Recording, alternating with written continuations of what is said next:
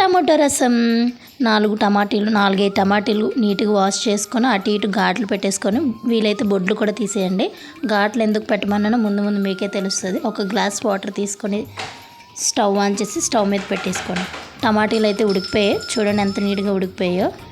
దాంట్లో వీలైనంత వరకు తొక్కలు తీసేయండి. చూసారా తొక్కలు ఎంత ఈజీగా ఊడొచ్చేస్తున్నాయో, పైన లేయర్ అంతా అలా ఈజీగా ఊడుతాయని ఫస్ట్ ఘాట్లు పెట్టుకోమని చెప్పాను. ఘాట్లు పెట్టుకోవడం వల్ల అది యూజ్.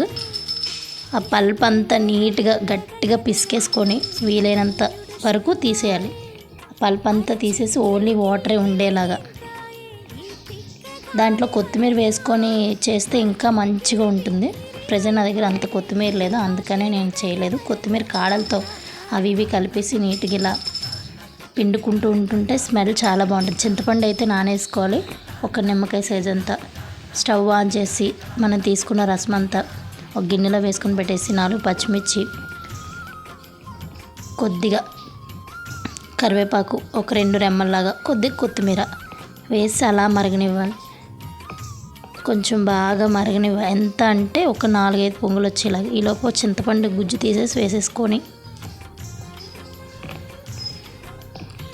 మనం పక్కన ఒక 4-5 మిరియాలు, ఒక 6 వెల్లుల్లి రెబ్బలు కచ్చాపచ్చాగా, మరి మెత్తగా కాకుండా కచ్చాపచ్చాగా దంచుకోవాలి. దంచి అది కూడా మరుగుతున్న చారులో వేసేయండి. చూడండి పొంగు వస్తుంది, పొంగు రావడం స్టార్ట్ అయింది. పొంగు వచ్చే ముందే వేయాలి. అలా ఒక పొంగు వస్తుందనగా కొద్దిగా పసుపు, కొద్దిగా ధనియాల పొడి, స్మెల్ వస్తుందండి, చాలా బాగుంటుంది. చూడండి ఎంత బాగుందో అసలు. మరుగుతున్నప్పుడు ఆ స్మెల్కే మనకు టెంప్ట్ అయిపోతాం. సాల్ట్ కూడా రుచికి సరిపడగా వేసుకొని పక్కన పోపుకి కొద్దిగా ఆయిల్ వేసి పోపు దినుసులు అన్నీ వేసేసుకోవడమే. ఆవాలు, కొద్దిగా జీలకర్ర, మినప్పప్పు, పచ్చెనపప్పు కూడా వేసేసి అలా కాస్త వేగనిచ్చిగా ఎండుమిర్చి ఒక 2, కారం చూసుకోండి, ఎందుకంటే ఆల్రెడీ 4 పచ్చిమిర్చి వేసాం.